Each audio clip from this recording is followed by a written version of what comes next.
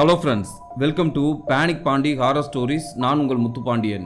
இன்னைக்கு வீடியோவில் தமிழ்நாட்டோட தூங்கா நகரம்னு சொல்லக்கூடிய மதுரைக்கு பக்கத்தில் இருக்க ஒரு சிறிய கிராமத்தில் 1980ஆம் ஆண்டு காட்டுக்கு விறகு பிறக்க போன 2 கன்னி பெண்களுக்கு ஒரு துஷ்ட ஆன்மாவால் என்னென்ன அசம்பாவிதத்தை சந்திச்சாங்க, மேலும் அந்த ஆன்மா இந்த பெண்களோட உயிரை எப்படி காவு வாங்குச்சுன்ற அதிபயங்கரமான அமானுஷ்ய திகில் உண்மை சம்பவத்தை கொஞ்சம் கூட த்ரில்லிங் குறையாம அப்படியே நாம இன்னைக்கு இந்த வீடியோல பார்க்க போறோம்.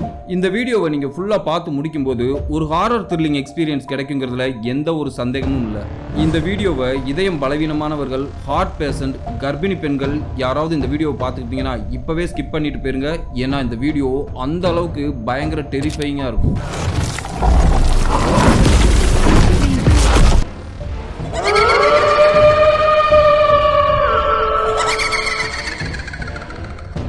வீடியோக்குள்ளே போகிறதுக்கு முன்னாடி உங்கள் டைம் 2 செகண்ட் ஸ்பெண்ட் பண்ணி இந்த வீடியோக்கு ஒரு லைக் பண்ணிவிட்டு ஏதாவது கருத்துக்கள் தெரிவிக்கணும்னா மறக்காமல் கீழே கமெண்ட் பாக்ஸில் கமெண்ட் பண்ணுங்கள். மேலும் நம்ம சேனலை சப்ஸ்கிரைப் பண்ணி சப்போர்ட் பண்ணுங்கள். சரி, வாங்க வீடியோக்குள்ளே போகலாம்.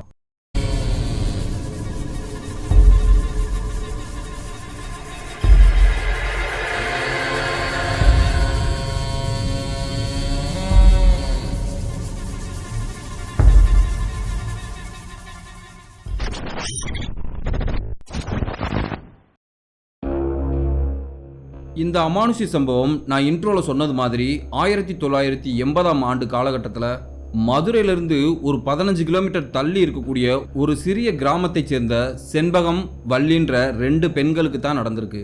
இந்த சம்பவத்தை இந்த செண்பகத்தோட பேரன் பாலமுருகன், அதாவது நம்ம சப்ஸ்கிரைபர் தான் நமக்கு ஷேர் பண்ணியிருக்காரு. 1980ஆம் ஆண்டுகளில் அந்த கிராமத்து மக்கள் மின்சாரம்னா என்னன்னே தெரியாமல் இருந்திருக்காங்க. அடிப்படை வசதிகள் கூட இல்லாமல் இருந்திருக்கு. அந்த கிராமத்து மக்கள் சின்ன சின்னதாக குடிசைகள் அமைச்சு அந்த குடிசையில தான் வாழ்ந்துட்டு வந்தாங்க. செண்பகம் அவங்களோட அப்பா அம்மாவோட வாழ்ந்துட்டு வர்றாங்க. வள்ளி அவங்க பாட்டி வீட்டில் தான் வளர்றாங்க.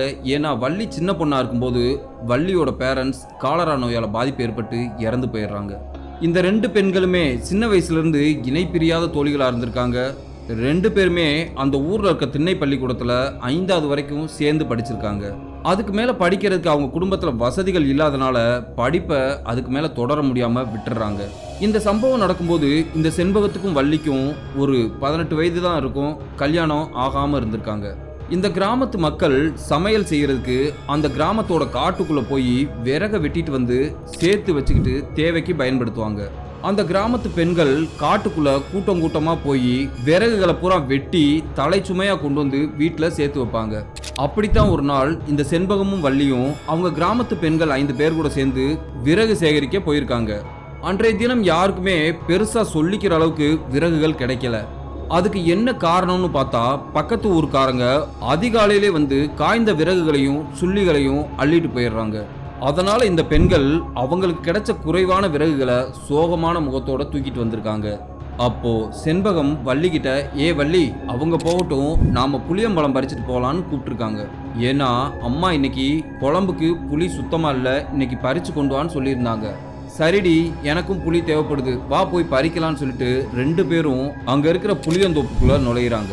அப்படி அவங்க அந்த புளியந்தோப்புக்குள்ள போய் கற்களை எடுத்து புளிய மரத்துல எறிகிறாங்க. அப்படி கீழே விழுகிற புளியம்பழங்களை ஒரு சின்ன பையில சேகரிச்சுட்டு இருக்காங்க. அப்போ செண்பகம் என்ன சொல்றாங்கன்னா, இன்னைக்கு வீட்டுக்கு போனதும் எங்க அம்மா என்னை நல்லா திட்ட போறாங்க.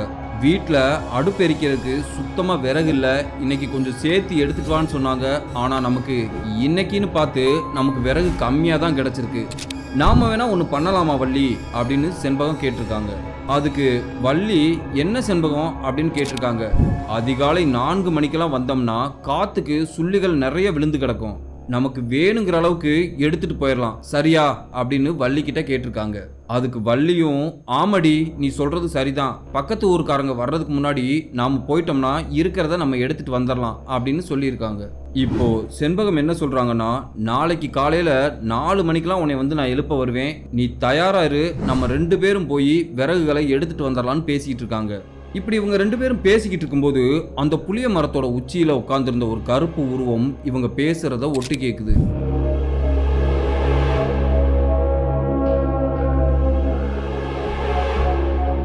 இந்த 2 பெண்களும் புளியம்பழம்லாம் சேகரிச்சதுக்கு அப்புறம் அவங்க வீட்டுக்கு போயிடுறாங்க. வள்ளி வீட்டுக்குள்ள நுழைஞ்சதும் வள்ளியோட பாட்டி எங்கடி விறகு கொண்டு வருவோன்னு பார்த்தா புளியம்பழம் கொண்டு வந்திருக்க அப்படின்னு கேட்டிருக்காங்க. அதுக்கு வள்ளி என்ன சொல்றாங்கன்னா, பாட்டி நாங்க இன்னைக்கு விறகு எடுக்க போறதுக்கு முன்னாடியே பக்கத்து ஊருக்காரங்க எல்லா விறகையும் அள்ளிட்டு போயிட்டாங்க. எங்க யாருக்குமே சரியா விறகுகள் கிடைக்கல. அதுக்கு தான் செண்பகம் என்ன சொல்லியிருக்கானா, நாளைக்கு காலையில கருக்கல்ல போனோம்னா நிறைய விறகுகள் கிடைக்கும், மொத்தமா அள்ளிட்டு வந்துடலான்னு சொல்லியிருக்கா. அதுக்கு பாட்டி என்ன சொல்றாங்கன்னா, சரி சரி சுடுதண்ணி போட்டு வச்சிருக்கேன், போய் குளிச்சுட்டு வந்துரு, உனக்கு பிடிச்ச கேப்பக்களியும் கருவாட்டு குழம்பும் செஞ்சு வச்சிருக்கேன், வந்து சாப்பிட்டு தூங்கு அப்படின்னு சொன்னதும் அப்படி குளிச்சுட்டு வந்த வள்ளி பாட்டி செஞ்சு வச்சிருந்த கேப்பக்களியையும் கருவாட்டு குழம்பையும் ரொம்பவே ருசிச்சு சாப்பிட்ருக்காங்க. அப்படி சாப்பிட்டு முடிச்சுட்டு அந்த அரிக்கன் விளக்க சிம்மில் வச்சுட்டு பாட்டியோட தூங்க ஆரம்பிச்சிடுறாங்க. அந்த காலகட்டத்தில எல்லாம் பெருசா எந்த ஒரு பொழுதுபோக்கும் இருக்காது. 7 மணி ஆயிடுச்சுன்னா எல்லாரும் தூங்க ஆரம்பிச்சிருவாங்க. அதிகாலை 4 மணிக்கெல்லாம் எந்திரிச்சு தோட்டங்காடுகளுக்கு வேலைக்கு போயிடுவாங்க. அப்படி இந்த பாட்டியும் வள்ளியும் சாப்பிட்டுட்டு தூங்கின கொஞ்ச நேரத்துல நள்ளிரவு 1 மணி இருக்கும். ரோட்ல நாய்கள் ஊளையிற சத்தம் கேக்குது. அந்த சத்தத்தை கேட்ட வள்ளி திடுக்குன்னு முழிச்சிடுறாங்க. அந்த நேரத்துல நேத்து இவங்க புளியந்தோப்புக்குள்ள பேசிக்கிட்டு இருக்கும்போது அதை ஒட்டு கேட்ட அந்த கருப்பு உருவம் வள்ளியோட வீட்டு கதவை தட்டுது. வள்ளி வள்ளின்னு கூப்பிட்டுருக்கு.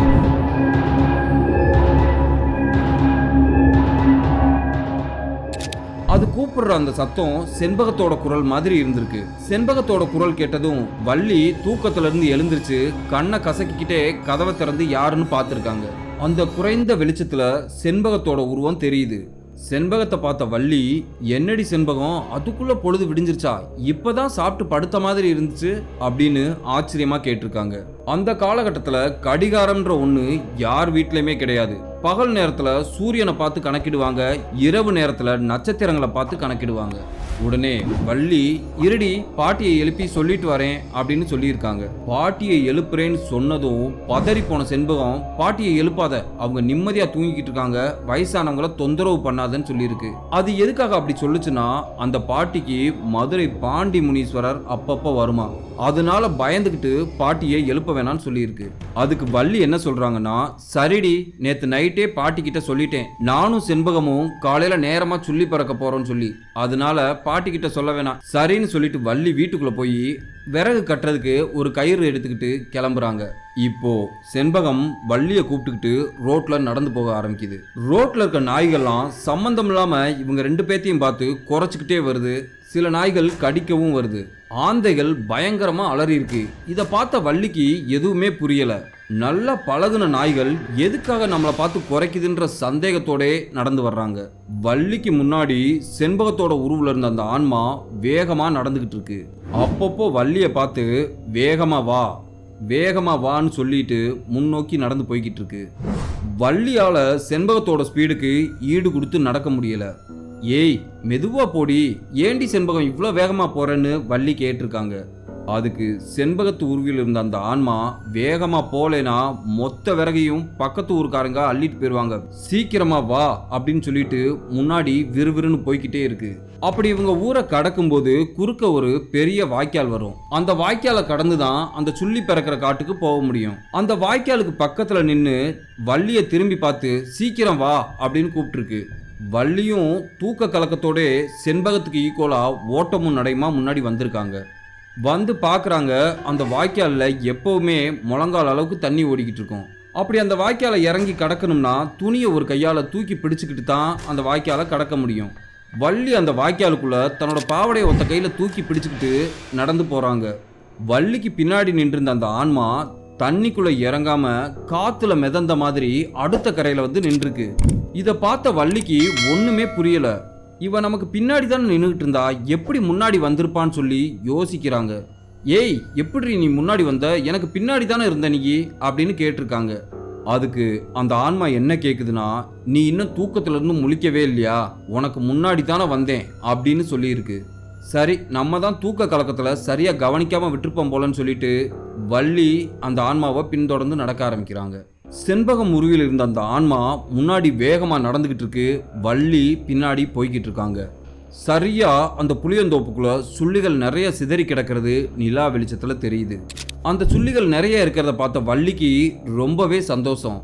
ஏய் செண்பகம், இவ்வளோ சுள்ளிகளை என்னைக்காவது பார்த்துருக்கோமா, பரவாயில்லடி, உன் பேச்சை கேட்டு இந்த டயத்துக்கு வந்தது நமக்கு நிறைய சுள்ளிகள் கிடைச்சிருக்குன்னு சொல்லிட்டு நான் இந்த பக்கம் இருந்து பிறக்கிட்டு வர்றேன், நீ அந்த கடைசியிலேருந்து பிறக்கிட்டு வா அப்படின்னு சொல்லியிருக்காங்க. வள்ளி அந்த புளியந்தோப்புக்கு முன்னாடி இருக்கிற சுள்ளிகள் எல்லாம் பிறக்கி ஒரு ஓரமாக சேர்த்துக்கிட்டு வர்றாங்க. செண்பகம் அந்த புளியந்தோப்போட கடைசி பகுதியில் போய் அங்கே இருக்கிற சுள்ளி விறகெல்லாம் எடுத்துட்டு வந்து முன்னாடி குமிச்சுக்கிட்டு இருக்கு. அப்படி விறகுகளை குமிச்சுக்கிட்டு இருக்கும்போது வள்ளி ஒரு விஷயத்தை நோட் பண்ணுறாங்க. வள்ளி பிறக்கிட்டு வந்த அந்த மரக்குவியல் சின்னதாக தான் இருக்கு. ஆனால் செண்பகத்தோட மரக்குவியல் மட்டும் நிமிஷத்துக்கு நிமிஷம் அதிகமாகிட்டே போகுது. ஏன்னா செண்பகம் அவ்வளோ மரக்கட்டைகளை கொண்டு வந்து அதில் போடுது. இதை பார்த்த வள்ளி எப்படி இவளால மட்டும் இவ்வளோ மரங்களை கொண்டு வந்து சேர்க்க முடியுதுன்னு சொல்லிட்டு செண்பகத்தை பார்த்துருக்காங்க. வள்ளி பார்த்த அந்த காட்சி வள்ளியோட மூச்சே நின்று போயிடும் போல, அந்த அளவுக்கு பயங்கரமாக இருந்திருக்கு. அப்படி வள்ளி அங்க என்ன பார்த்தாங்கன்னா, செண்பகம் உருவில் இருந்த அந்த ஆன்மா 6 அடி உயரத்துல கருப்பா நெடுன்னு பம்பரமா சுத்தி அந்த மரக்கட்டைகளை எல்லாம் மொத்தமா இழுத்து வந்து அந்த கும்மியல்ல போட்டிருக்கு. அதை பார்த்த வள்ளிக்கு இப்பதான் ஒரு விஷயம் புரிஞ்சிருக்கு. நம்மளை இங்க கூட்டிட்டு வந்தது செண்பகம்ல, ஏதோ ஒரு பேய். இதுகிட்ட இருந்து எப்படி தப்பிக்கிறதுன்னு யோசிக்கிறாங்க. அப்படி யோசிச்சுட்டு இந்த இடத்த விட்டு ஓடிடலான்னு முயற்சி பண்றாங்க. அப்போ அந்த ஆன்மா வள்ளியை பார்த்து, ஏய் வள்ளி, எங்க போற? விறகு வேணாமா உனக்கு அப்படின்னு கேட்டுக்கிட்டே வள்ளிக்கு பக்கத்துல வருது.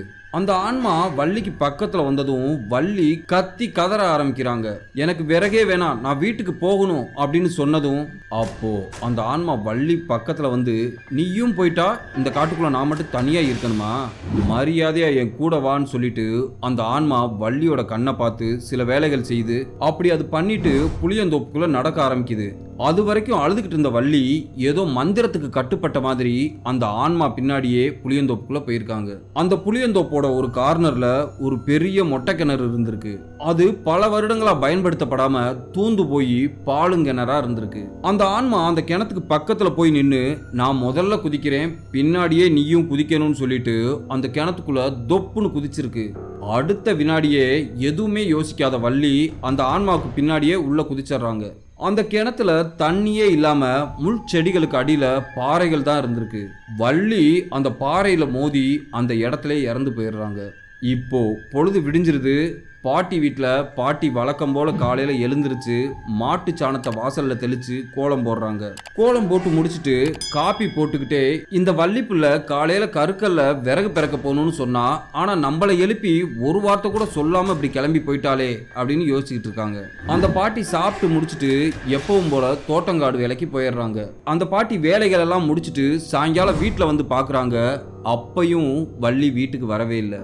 வள்ளியை இன்னும் காணமேன்னு பதறி போன பாட்டி செண்பகத்தோட வீட்டுக்கு போயிருக்காங்க.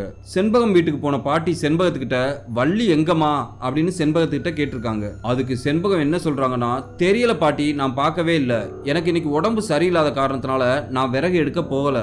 லட்சுமி அக்காட்ட கேட்டு பாருங்க, அவங்க கூட தான் வள்ளி விறகு எடுக்க போயிருப்பான்னு சொன்னதும் பாட்டி லட்சுமி வீட்டுக்கு போயிருக்காங்க.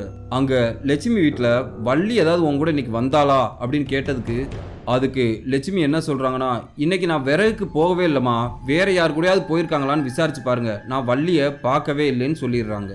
இப்போ லட்சுமியோட கணவர் என்ன சொல்றாருன்னா, இந்த நேரத்துக்கு பிறகு எங்க போய் தேட முடியும், இன்னைக்கு நைட்டு வரைக்கும் வர்றாளான்னு பாரு, அப்படி வரலைன்னா நாளைக்கு காலையில பஞ்சாயத்துல சொல்லி ஊர் பூரா தேடி பார்க்கலான்னு சொல்லிடுறாரு. பாட்டியும் கனமான இதயத்தோட, தாய் தந்தை இல்லாத பொண்ணுன்னு செல்லம் கொடுத்து வளர்த்தமே அப்படின்னு சொல்லிட்டு பாட்டி தெரிஞ்ச பக்கம்லாம் போய் தேடி பார்க்குறாங்க. அப்படி பாட்டி எல்லா பக்கமும் தேடி பார்த்து வள்ளி எங்கேயுமே கிடைக்கலன்னு சொன்னதும் சோகத்தோட உட்காந்து தூங்காம அழுதுகிட்டே இருக்காங்க. அன்று இரவு சரியா 1 மணி இருக்கும். அதே கருப்பு உருவம் இப்போ செண்பகத்தோட வீட்டு கதவை போய் தட்டி இருக்கு. செண்பகத்தோட அப்பாவும் அம்மாவும் தோட்டங்காடுகளில் வேலை பார்த்துட்டு வந்ததுனால அலுப்புல தூங்கிக்கிட்டு இருக்காங்க. அந்த ஆன்மா செண்பகத்தோட வாசல்ல போய் நின்று செண்பகம் செண்பகம்னு கதவை தட்டினதும் அந்த குரலை கேட்ட செண்பகம் முழிச்சு, யாரு அப்படின்னு கேட்டிருக்காங்க. அதுக்கு அந்த உருவம், நான் தான் வள்ளி வந்திருக்கேன்னு சொல்லியிருக்கு. வள்ளியா, இதோ இந்தா வர்றேன் அப்படின்னு சொல்லிட்டு கதவை திறந்து பார்த்துருக்காங்க. வள்ளியோட உருவத்துல அந்த ஆன்மா செண்பகத்தோட வீட்டு வாசல்ல நின்றுருக்கு. ஏய், உன்னை காணும்னு நேற்று புறம் உன் பாட்டி உன்னை தேடிக்கிட்டு இருந்துச்சுடி, எங்கே போன அப்படின்னு செண்பகம் கேட்டிருக்காங்க. அதுக்கு அந்த வள்ளி உருவில் இருந்த அந்த ஆன்மா, ஓ அதுவா, நானும் லட்சுமி அக்காவும் விறகு நிறைய எடுத்துகிட்டு வந்திருக்கோம் தெரியுமா, மழை மாதிரி குமிச்சு வச்சுருக்கோம், நேற்று எங்களால் எவ்வளோ கொண்டு வர முடியுமோ அவ்வளோ கொண்டு வந்துட்டோம், ஆனால் இன்னும் அங்கே நிறையா இருக்குது, நாம் 2 பேரும் இப்போ போனோம்னா சரி பாதியா பிரிச்சு 2 பேரும் எடுத்துட்டு வந்துடலாம். அப்படி நம்ம போகாம விட்டுட்டோம்னா பக்கத்து ஊருக்காரங்க மொத்தத்தையும் அள்ளிட்டு போயிடுவாங்க. செண்பகத்தை வா வான்னு கூப்பிட்டுருக்கு. வள்ளி இந்த மாதிரி கூப்பிட்டதும் செண்பகம் அப்படியா இப்பவே கிளம்பலாமா, மணி என்னடி ஆகுது அப்படின்னு கேட்டிருக்காங்க. அதுக்கு அந்த வள்ளி உருவில் இருந்த ஆன்மா என்ன சொல்லுதுன்னா, மணி 4:30 ஆயிடுச்சு, 4:30 மணி மில்லு சங்கு ஊதுனது உனக்கு கேட்கலையா அப்படின்னு கேட்டிருக்கு. நல்லா தூங்கிட்டேன்டி, நான் சங்கு சத்தத்தையே கேட்கல, சரி இரு கயிறு எடுத்துட்டு வர்றேன் அப்படின்னு சொல்லிட்டு உள்ள போய் கயிறை எடுத்துக்கிட்டு அவங்க அப்பா அம்மா கிட்ட போய், அம்மா மணி 4:30 ஆயிடுச்சு, வள்ளி கூட போய் விறகு பிறக்கிட்டு வரேன்னு சொல்லியிருக்காங்க. அதுக்கு செண்பகத்தோட அம்மாவும் சரிம்மா பார்த்து சூதானமா போயிட்டு வா அப்படின்னு சொல்லிட்டு தூக்க கலக்கத்துல தூங்க ஆரம்பிச்சிடுறாங்க. வள்ளிக்கு பின்னாடியே செண்பகம் போய்கிட்டு இருக்காங்க. வள்ளி இப்போ காத்துல மிதந்துக்கிட்டு வேகமா போறாங்க. செண்பகத்தால வள்ளியோட வேகத்துக்கு ஈடு கொடுத்து நடக்க முடியல. ஏ வள்ளி, எதுக்காகடி இவ்வளோ வேகமா போற, உன்னோட வேகத்துக்கு என்னால நடக்க முடியலன்னு சொல்லியிருக்காங்க. இப்போ அந்த வாய்க்காலுக்கு பக்கத்துல வந்துட்டாங்க. செண்பகம் அந்த வாய்க்காலுக்குள்ள இறங்கி 2 எட்டு தான் வச்சிருப்பாங்க. ஆனா அதற்குள்ளே வள்ளி மறுகரைக்கு போயிடுறாங்க. இதை பார்த்த செண்பகத்துக்கு பயங்கர அதிர்ச்சி. நீ எப்படி அந்த பக்கம் போன, எனக்கு பின்னாடி தானே நீ வந்துகிட்டு இருந்த, நீ எப்படிடி அதுக்குள்ள வாய்க்கால கடந்தன்னு கேட்டிருக்காங்க. அதுக்கு வள்ளி உருவில் இருந்த அந்த ஆன்மா பேசாம சீக்கிரம் என் கூட வா அப்படின்னு சொல்லியிருக்கு. செண்பகம் வள்ளியை பார்த்து இந்தா வந்துட்டேண்டின்னு சொல்லிட்டு வள்ளியோட பின்னாடியே போயிட்டு இருந்திருக்காங்க. அந்த நேரத்துல செண்பகத்து வீட்டு பக்கத்து வீட்டுக்காரரான பால்சாமி இரவு நேரத்துல வயிறு சரியில்லைன்னு சொல்லிட்டு அவுட் சைடு போறதுக்காக வந்திருக்காரு. அப்போ செண்பகம் தனியா யார்ட்டையோ பேசிட்டு போறத பார்த்த அவரு, ஏய் செண்பகம், இந்நேரத்துக்கு என்ன பிள்ளைங்க உனக்கு வேலை அப்படின்னு கேட்டிருக்காரு. அப்போ செண்பகம், நானும் வள்ளியும் விறகு பிறக்க போறோம் அப்படின்னு சொல்லியிருக்காங்க. என்னது நீயும் வள்ளியுமா, வள்ளி எங்க அப்படின்னு பால்சாமி கேட்டிருக்காரு. இந்தா எனக்கு முன்னாடி போய்கிட்டு இருக்கா பாருங்க அப்படின்னு சொல்லி காமிக்கிறாங்க. அவங்க காமிச்ச இடத்துல எதுவுமே இல்லாம இருந்திருக்கு. பக்கத்துல இருந்த புதருக்குள்ள ஏதோ ஒண்ணு பெருசா சரச்சரன்னு புகுந்து போன மாதிரி சத்தம் கேட்டிருக்கு. அதை பார்த்த பால்சாமிக்கு ஒரு விஷயம் புரிஞ்சிருச்சு, இதுக்கு மேல இந்த இடத்துல ஒரு நிமிஷம் கூட நிக்க கூடாதுன்னு. செண்பகத்து பக்கத்துல வந்து முதல்ல நீ வீட்டுக்கு கிளம்பு வா அப்படின்னு கூப்பிட்டுருக்காரு. அந்த நேரத்துல ஒரு பெரிய பேய் காத்து அடிக்குது. அப்போ செண்பகத்துக்கு ஜில்லுன்னு ஒரு காத்து அடிக்கிற மாதிரி உணர்வு ஏற்படுது. நடுங்கி போன செண்பகம் எதுவுமே பேசாம அமைதியா பால்சாமி கூட வீட்டுக்கு நடந்து வர்றாங்க. அப்படி அவங்க வர்ற வழியில பால்சாமி செண்பகத்திட்ட பேச்சு கொடுத்துக்கிட்டே வர்றாரு. செண்பகம் ஒரு வார்த்தைக்கு கூட பதில் பேசாம இருந்திருக்காங்க. அப்படி அவங்க ஊருக்குள்ள வந்ததும் பால்சாமி செண்பகத்தோட வீட்டு கதவை போய் தட்டுறாரு. செண்பகத்தோட அப்பாவும் அம்மாவும் பதறி அடிச்சுட்டு வந்து கதவை திறக்கிறாங்க. என்ன பால்சாமியனே, இந்நேரத்துக்கு எங்க வீட்டுக்கு வந்திருக்கீங்க அப்படின்னு கேட்டிருக்காங்க. அதுக்கு பால்சாமி என்ன சொல்றாருன்னா, பொம்பளை பிள்ளைய பத்திரமா பாத்துக்க மாட்டியா, இந்நேரத்துக்கு புளியந்தோப்பு பக்கம் விறகு எடுக்க போறேன்ட்டு போய்கிட்டு இருக்கு அப்படின்னு சத்தம் போட்டுட்டு செண்பகத்தோட வீட்டுல விட்டுட்டு கிளம்பிடுறாரு. இப்போ செண்பகத்தோட அப்பாவும் அம்மாவும் செண்பகத்துக்கிட்ட கேக்குறாங்க, இந்நேரத்துக்கு எதுக்காக நீ வெளியே போனேன்னு. அதுக்கு செண்பகம் எதுவுமே பேசாம திருன்னு முழிச்சிருக்காங்க. தன்னோட மகள் என்ன கேட்டாலும் பேச மாட்டேங்கிறாளேன்னு பயந்து போன செண்பகத்தோட பெற்றோர்கள் ஒரு விஷயத்த புரிஞ்சுக்கிறாங்க. தன்னோட மகள் எதையோ பார்த்து பயந்து போயிருக்கா, காலையில நம்ம ஊர் பூசாரி கிட்ட போய் மந்திரிக்கலான்னு பேசிட்டு படுத்துறாங்க. அந்த ஊர் பூசாரி அந்த ஊர்ல யாருக்காவது காய்ச்சல் தலைவலினா நாட்டு மருந்து கொடுக்கறதும், அவங்களுக்கு ஏதாவது பயந்த கோளாறுகள் இருந்தா மந்திரிக்கிறதும் போன்ற வேலைகளை பார்த்துட்டு வந்திருக்காரு. மறுநாள் காலையில செண்பகத்தை அந்த பூசாரி வீட்டுக்கு கூட்டிட்டு போறாங்க. பூசாரி செண்பகத்தை உட்கார வச்சு விபூதி போட்டதும் அந்த செண்பகம் உடம்புக்குள்ள இந்த ஆன்மா தலையை விரிச்சு போட்டு ஆட ஆரம்பிச்சிருக்கு. பூசாரி இப்போ யார் நீ அப்படின்னு கேட்டதும் நான் தான் வள்ளி வந்திருக்கேன்னு சொல்லியிருக்கு. வள்ளியா, எந்த வள்ளி அப்படின்னு பூசாரி கேட்டதும், காளியம்மா பாட்டியோட பேத்தி வள்ளி வந்திருக்கேன், என்னோட பாட்டியை கூட்டிட்டு வாங்க, நான் அதுகிட்ட முக்கியமான விஷயம் பேசணும்னு சொல்லியிருக்கு. வேகமா போன ஒருத்தர் காளியம்மா பாட்டியை கூட்டிட்டு வந்துடுறாரு. அப்போ செண்பகம் உடம்புல இருந்த அந்த ஆன்மா நடந்த விஷயங்கள் எல்லாத்தையும் பாட்டி கிட்ட சொல்லியிருக்கு. என்னைய ஒரு ஆன்மா இரவு நேரத்துல கூட்டிட்டு போய் பழி வாங்கி விட்டதாகவும், தன்னோட உடல் இன்னமும் அந்த கிணத்துக்குள்ள கிடப்பதாகவும், தனக்கு நடந்த சம்பவத்தை பத்தி செண்பகம் உடம்புல இருந்த வள்ளியோட ஆன்மா சொல்லி அழுதுட்டு அப்படியே அந்த இடத்துல மயக்கம் போட்டு விழுந்துருது. இப்போ பூசாரி தீர்த்தத்தை கொண்டு வந்து செண்பகத்தோட முகத்துல தெளிச்சுட்டு மந்திரிச்சு தாய் தூண செண்பகத்தோட கையில கட்டி விட்டதும் செண்பகம் இப்ப நார்மல் நிலைமைக்கு வந்துடுறாங்க. இப்போ ஊர்க்காரங்க பாட்டி எல்லாரும் வள்ளியோட ஆன்மா சொன்ன இடத்துல போய் புளியந்தோப்புக்குள்ள இருக்க அந்த கிணத்துல பாக்குறாங்க. அந்த கிணத்துக்குள்ள வள்ளியோட சடலம் கிடந்திருக்கு. அதை பார்த்த ஊர்க்காரங்களுக்கு பயங்கரமான அதிர்ச்சி. இப்போ அந்த சடலத்தை எடுத்து நல்லடக்கம் பண்ணிடுறாங்க. இந்த ஒரு நிகழ்வுக்கு அப்புறம் அந்த ஊர்க்காரங்க பூரா ஒண்ணா பேசி முடிவெடுக்கிறாங்க, பேய்கள்லாம் ஊருக்குள்ள வர்ற அளவுக்கு நம்ம ஊர்ல பாதுகாப்பு இல்லாம இருக்கு. அதனால ஊரோட எல்லையில எல்லை கருப்பணசாமி ஒன்று கோயில் கட்டலாம்னு எல்லாரும் கூட்டத்துல முடிவு பண்றாங்க.